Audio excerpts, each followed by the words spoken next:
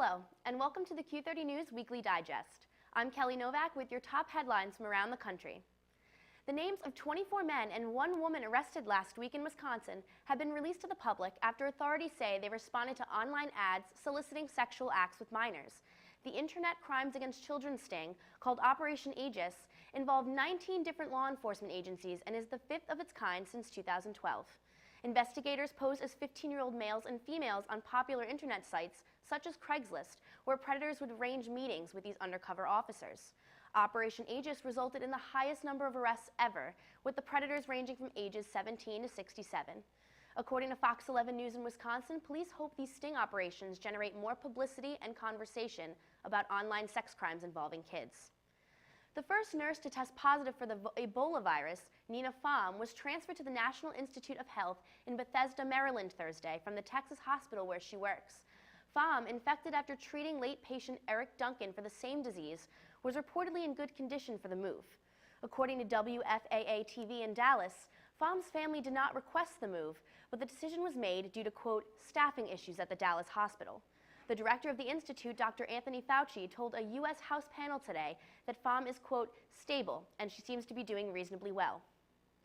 The Yale University student who quarantined himself Wednesday due to Ebola-like symptoms does not have the disease, according to preliminary test results at the Yale New Haven Hospital. The unidentified student, who was in Liberia to help monitor the Ebola outbreak, tested negative for the disease while there and returned in early October. However, the hospital chief's medical officer, Thomas Balsazak, noted in a statement Friday that Ebola cannot completely be ruled out until confirmation from the CDC.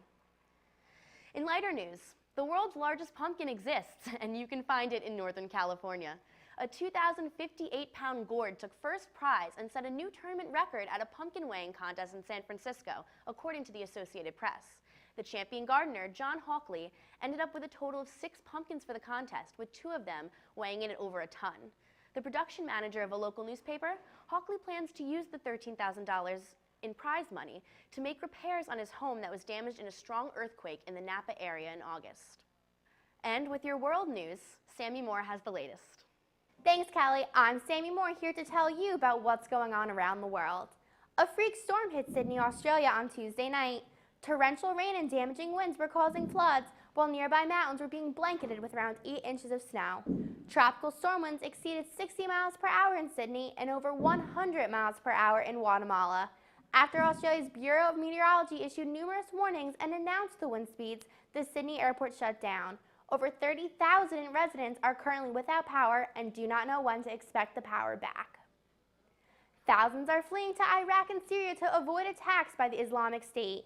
According to the International Rescue Committee, those who fled from the violence will be receiving blankets, mattresses, and warm clothing to prepare for the cold weather. Refugees are volunteering with the committee to pass out the items. The number of those fleeing are over 180,000 people, and the number continues to rise. And that's all we have for you this week on Q30 News Weekly's Digest. Be sure to follow us at Q30 News on Twitter and Facebook for the most recent happenings in and around campus. We'll see you next week.